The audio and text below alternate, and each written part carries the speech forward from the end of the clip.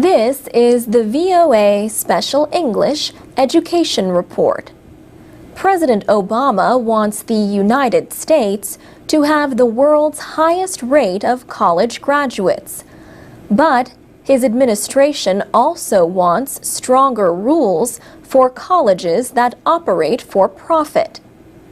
Career colleges receive billions of dollars from taxpayers through student loans.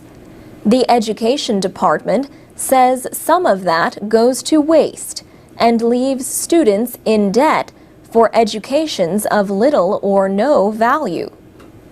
To receive federal aid, career colleges must prepare students for what the law calls gainful employment in a recognized occupation.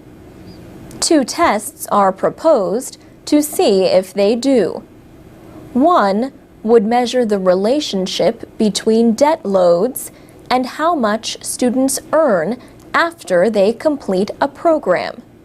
The other would measure the rate at which all students repay their loans, whether they complete the program or not. Programs that fail these tests could be restricted or blocked from federal student aid. The Education Department says for-profit colleges and training programs are important. In 2008, they had close to 2 million students, nearly 3 times more than in 2000. Last year, the 5 largest received more than 3/4 of their money from federal student aid. And that amount did not include other forms of government aid. Yet officials say for-profit colleges may be less supervised than other schools. They also point to reports of highly aggressive marketing. For every 100 graduates of for-profit colleges, 18 fail to repay their federal student loans. That compares to 5 graduates of public colleges and universities. The department is now collecting public comments on a number of negotiated rules. Some would require career colleges to release their graduation and job placement rates. The goal is to publish a final rule by November. The Career College Association called the debt-to-earnings proposal unwise, unnecessary, unproven, and unlawful. The group says it has found that students in higher-priced programs are more likely, not less likely, to repay their students' loans.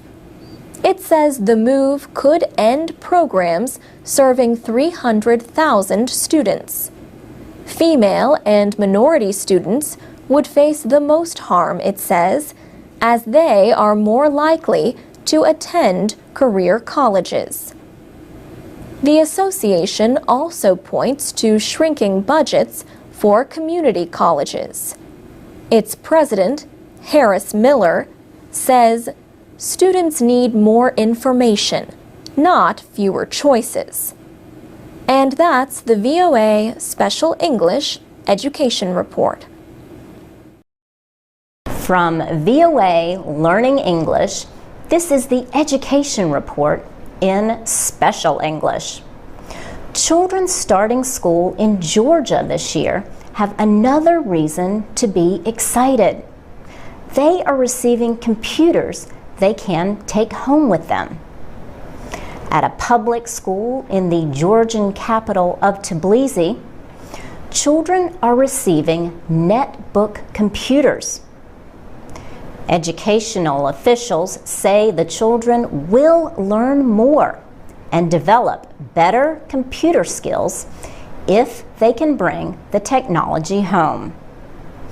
The hope is that computer technology will become second nature to these children. The Georgian government is paying for the project. It has spent about $5.5 million on 50,000 Georgian-made netbooks. The computers are being made in an algorithm computer factory based in the capital. But the netbook computers are only part of the education upgrade. Georgia is also offering what it calls future classes. They have been opened in 80 schools around the country. These classes are fully equipped with modern technology. There are no pens, pencils, or notebooks. Future classes use interactive smartboards and monitors instead. So students learn and study using this up-to-date technology. Students also can study the electronic version of past lessons without going back through stacks of papers. All future classes are connected to each other digitally, so students can compare work and chat about the subjects they study. The Deputy Minister for Education says the netbooks are not meant to replace school books. She says they just want to give children an up-to-date and relevant education. And she adds that schools need to prepare children for modern-day challenges by exposing them to modern-day technologies. For VOA Learning English, I'm Laurel Bowman. This is the VOA Special English Education Report. About 10% of spending on primary and secondary education in the United States comes from the federal government. For 10 years now, federal law has tied this spending to student performance. States have been required to show progress through yearly testing. But states say testing tells only part of the story about efforts by schools and students to improve. So the Obama administration has eased the limits on states in measuring performance. The western state of Colorado, for example, has a new assessment method. This new measurement tool is called the Colorado Growth Model. The idea is to show academic growth, just not achievement on tests. It combines test scores, family income levels, school size, the ethnicity of the student, and many other factors. Bill Bonk is one of the creators of the Colorado Growth Model. He says, "It's a very fancy calculation. We're very proud of it." The results from schools across the state are shown online on a graph. The graph shows a school's average score on standardized tests as well as its academic growth. Josh Smith is a principal of a middle school in a network of public charter schools called West Denver Prep. Charter schools are publicly funded but not operated the same as traditional public schools. Mr. Smith says he likes to show his students this graph so they can see their school's progress. Many of his students have parents who do not speak English. He likes to play word games with his students to help them expand their vocabulary. 8th grader Juan Celtero says names like these and studying hard have raised his expectations for himself. He says he wants to be an electrical engineer. The teachers really want you to learn, he says. They give you support and talk you through things. On average, students enter 6th grade at West Denver Prep performing below grade level. But 3 years later, Most are outperforming other students across the state. The new assessment method shows that each year, the average West Denver Prep student learns more math than 94% of all the students in Colorado. Reading and writing scores also show growth. Josh Smith says the students have to study hard to meet high expectations. But he says perhaps the most important thing they should learn is to believe in themselves. You can watch a video about West Denver Prep and the Colorado Growth Model at voaspecialenglish.com. For VOA Special English, I'm Carolyn Presutti. From VOA Learning English, this is the Education Report. Last year, 200,000 Chinese students studied in the United States. That was a 23% increase over the previous year. The Institute of International Education in New York reports that 26,000 U.S. students were in China in 2011. They included 15,000 people studying for academic credit and 11,000 taking part in other educational activities. A program called the 100,000 Strong Initiative is trying to increase the number of Americans studying in China. The State Department launched the program in 2010. The goal is to send 100,000 students to China during a 4-year period. Last year, the nonprofit 100,000 Strong Foundation was launched. Project Pengyo is one of the groups the foundation supports. It connects American students who have lived or studied in China. Project Pengyo is based in Beijing and led by Holly Chang. She says personal ties formed while studying abroad can have an effect on relations between the United States and China. She says there is still a huge amount of misunderstanding between the two countries. The Chinese government has offered 20,000 scholarships to Americans under what is known as the U.S.-China Consultation on People-to-People Exchange. The 100,000 Strong Foundation has no official relationship with the Chinese government, but the foundation says it works closely with Chinese government officials to encourage more Americans to seek these Chinese scholarships. The goal is to give more Americans a chance to get a taste of Chinese culture. For VOA Learning English, I'm Laurel Bowman. This is the VOA Special English Education Report. Ballou High School in Washington might not seem the most likely school to have a lacrosse team, but lacrosse has grown beyond the popular image of a sport mainly for wealthy private schools. Ballou is a public school in one of the poorest neighborhoods in the city.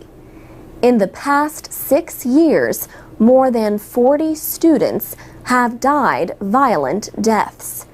Many were the result of drug violence. Ballou has just had its first year with a lacrosse team. The team is for girls. They lost every game. But their coach, Holly McGarvey, says this was also the first time they ever played. She says the goal was just to start building a foundation that we can build from and create a tradition of women's lacrosse here at Baloo. Lacrosse is a fast-moving sport, the modern version of a game played by American Indians. Teams try to make goals with a ball caught and thrown using a net at the end of a stick. School officials decided to make changes at Baloo after less than 60% of the senior class graduated in 2006. Since then, the graduation rate has improved by 10 to 15%. Raman Branch, the school principal, says one change was to increase activities after the school day. That included adding a girls' lacrosse team. Mr. Branch says Holly McGarvey was a perfect match for Baloo. She was on a national lacrosse team and a star player at Princeton University. She was in her first year of teaching. She wanted to take the lessons she learned from sports and use them in teaching biology. Coach McGarvey says the first practices for the new team were difficult. Some players got angry at one another. She helped them learn to keep their mind on the game. She remembers how excited the girls were on their way home from their first game. They had failed to score even one goal, but, she says, they were already in the mindset of what can we do better. Lacrosse player Tylashia Joyner says the sport has helped her think more about her future. She says she wants to play in college because it will keep me in shape and it will help me stay focused and want to do something. Because if you want to play a sport, you have to have your grades up. For VOA Special English, I'm Alex Villarreal. You can download MP3s of our programs and get podcasts at voaspecialenglish.com. You can also follow us on Twitter, Facebook, and iTunes at VOA Learning English. This is the VOA Special English Education Report. An old problem is getting new attention in the United States: bullying. Recent cases included the tragic case of a 15-year-old girl whose family moved from Ireland. Phoebe Prince hanged herself in Massachusetts in January following months of bullying. Her parents criticized her school for failing to protect her. Officials have brought criminal charges against several teenagers. Judy Kuczynski is president of an anti-bullying group called Bully Police USA. Her daughter Tina was the victim of severe bullying starting in middle school in the state of Minnesota. Judy Kuczynski says her daughter was a very outgoing child, very involved in all kinds of things, and had lots of friends. But over a period of time, her grades fell completely. She developed health problems. She couldn't sleep. She wasn't eating. She had terrible stomach pains and started grinding her teeth at night. And she did not want to go to school. Bullying is defined as negative behavior repeated over time against the same person. It can involve physical violence, or it can be verbal, for example, insults or threats. Spreading lies about someone or excluding a person from a group is known as social or relational bullying. And now, there is cyberbullying, which uses the internet, email, or text messages. It has easy appeal for the bully because it does not involve face-to-face contact, and it can be done at any time. The first serious research studies into bullying were done in Norway in the late 1970s. The latest government study in the United States was released last year. It found that about 1/3 of students aged 12 to 18 were bullied at school. Examples included being made fun of, pushed, spit on, threatened, or excluded from activities. Some students had their property damaged. About 4% reported being the victims of cyberbullying. The study took place in 2007. Susan Swearer is a psychologist at the University of Nebraska-Lincoln and co-director of the Bullying Research Network. She says schools should treat bullying as a mental health problem to get bullies and victims the help they need. She says bullying is connected to depression, anxiety, and antisocial behavior, and bullies are often victims themselves. What can be done to prevent bullying? That will be our subject next week. And that's the VOA Special English Education Report. I'm Alex Villarreal with the VOA Special English Education Report. Americans celebrated the Thanksgiving holiday on November 25th. They gathered with family and friends to share a meal. Some celebrated the holiday by telling what they are most thankful for. This holiday season, a group of student athletes in Woodburn, Oregon, has given its community something to be thankful for. The Woodburn High School boys soccer team has reached the state soccer championship playoffs for 25 straight seasons. But the Bulldogs had never won the state championship until this year. Their victory in November also represents a win for their mostly Hispanic hometown. Writer Steve Wilson spent a year recording the successes and problems of the team. He wrote a book called The Boys from Little Mexico, a season chasing the American dream.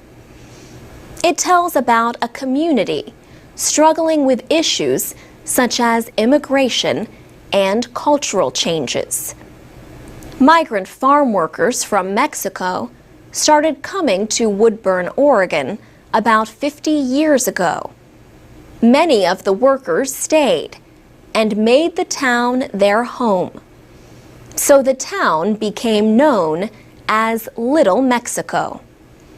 Steve Wilson thinks the Woodburn boys soccer team's continued hard work and effort to win the state championship is similar to their cultural experiences. Like many Mexican Americans, the boys on the Woodburn team faced major problems. They include poverty, a language barrier, and immigration issues. Mr. Wilson wondered if those challenges were preventing the team from reaching its goal of winning a state championship. So he decided to follow the team for an entire season. He got to know the players, coaches, and supporters.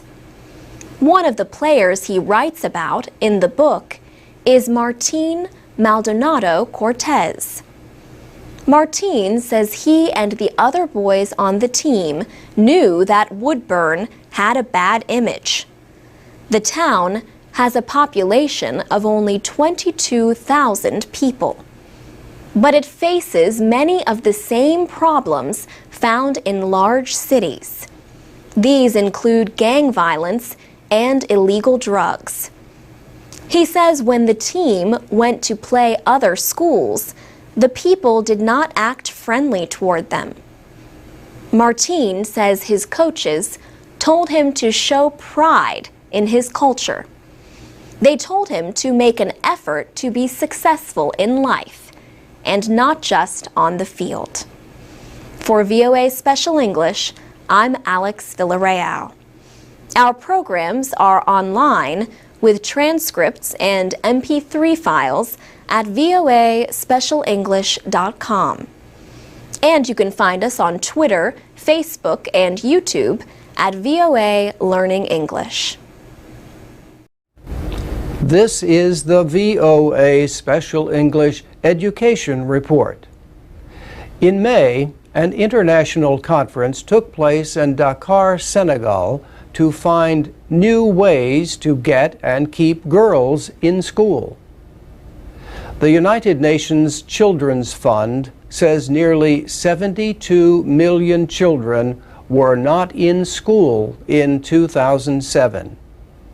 More than half are girls, and more than 2/3 are in sub-Saharan Africa, South Asia, and West Asia. School attendance has improved in many areas, but the head of UNICEF, Anthony Lake, says, unless we all work harder, there may still be 56 million children out of school in 2015. He says progress and economic development depend on educating girls as well as boys. Educated girls are also at lower risk of violence, abuse, and diseases like HIV/AIDS. The UN Girls Education Initiative organized the meeting of 200 scholars, aid workers, and government officials from 22 countries. The initiative was launched in Dakar 10 years ago. The aim is to bring primary school education to all girls and boys worldwide by 2015. In Senegal, the number of public schools has doubled in the last 10 years. But UNICEF's Anthony Lake said schools still lack gender equality. He said girls in one Dakar school told him about a lack of bathrooms and textbooks for them and bullying from boys. The conference centered on three main problems to getting and keeping girls in school: violence, poverty, and poor quality education. Anne-Therese Ndongjata is Education Director for UNESCO in Africa.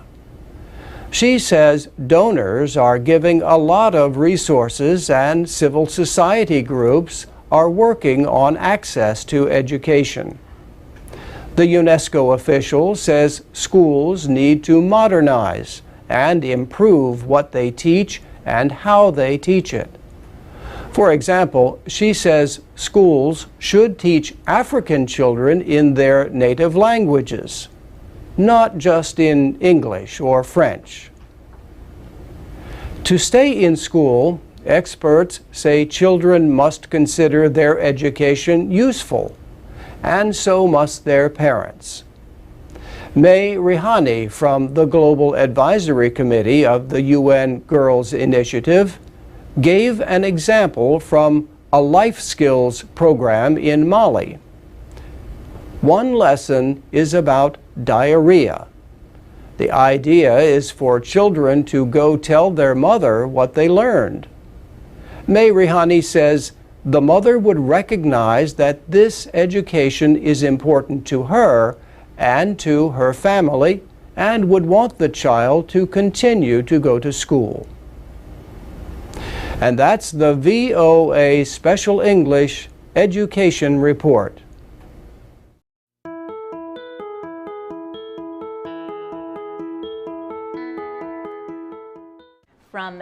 VOA Learning English, this is the Education Report. Kid Pan Alley is a nonprofit organization that holds songwriting workshops for students across the United States. The organization recently visited a school in the Anacostia area of Washington, D.C. The children presented a concert with the help of songwriter and recording artist Paul Reisler. He established Kid Pan Alley in 1999 and has worked with more than 35,000 students and produced more than 2,200 songs since that time. He says the power of music can teach children skills they might not learn in school. He believes the American educational system is focused too much on standardized tests to measure success. But Paul Reisler says we now live in a creative economy. He says his group is trying to inspire children to be creative. At Orr Elementary School in Anacostia, 95% of students come from poor families. Marlon Ray is the school's dean of students. He says some of the children have difficult lives. But he says these kids still want to strive for greatness. Jonna Turner is director of programs at the school. She says the 4th and 5th grade students are often focused on more than school. They can be important helpers for their families. They make sure food is ready when they come home and do other tasks. Yet, students are often influenced by what happens around them. A shooting took place in April directly in front of the school. Although no one was injured, the event affected the whole community. Still, Orr Elementary School has a positive, hopeful atmosphere. Marlon Ray says the workshop and concert made possible by Kid Pan Alley created good memories that will last for years. For VOA Learning English, I'm Laurel Bowman.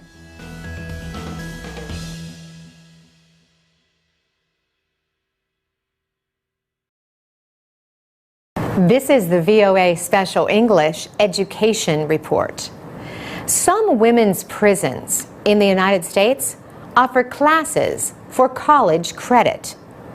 But when the prisoners are released, they may not have much chance to continue their education. In 2000, a woman named Barbara Martinsons started a program to help these former prisoners. She established the College and Community Fellowship. Ms. Martinsons taught at Manhattan Marymount College in New York City. She has also taught college courses at a women's prison in New York State. The College and Community Fellowship provides advice to former prisoners. It also helps them gain admission to college. That process can be very difficult for anyone, let alone a person with a prison record. The group also provides financial aid to members attending college. Members of the College and Community Fellowship are called CCF Fellows. Some have earned not only college degrees, but master's degrees and a doctorate. Selena Fulford has already earned one master's degree and is working on her second. She is now an adjunct professor at the College of New Rochelle in New York State. About 70% of those in the program work full-time while studying. Nationally, 1/3 of women who have been in prison are later sent back for committing other crimes or violating the terms of their release. By comparison, almost none of the CCF fellows has been sent back behind bars. The Reverend Vivian Nixon, a minister, heads the College and Community Fellowship. She once spent time in prison for falsifying documents. She says the group helps people reclaim the goals they had for their lives before going to jail. You don't have to just accept any job at a fast food restaurant or cleaning up a hotel or cleaning up the streets, she says. As she puts it, you can still have desires and goals, and we are going to help you meet those desires and goals. About 270 people are in the program. The group holds meetings where the women talk about subjects like personal finance and developing a career, and there is a social hour.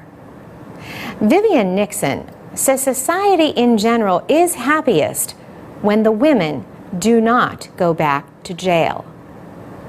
But she says her greatest hope is that members of the fellowship are setting high goals for themselves and their children. We have more stories about education programs for people in or out of prison. You can find them, along with other reading and listening materials for learning English, at voaspecialenglish.com. For VOA Special English, I'm Carolyn Persutti.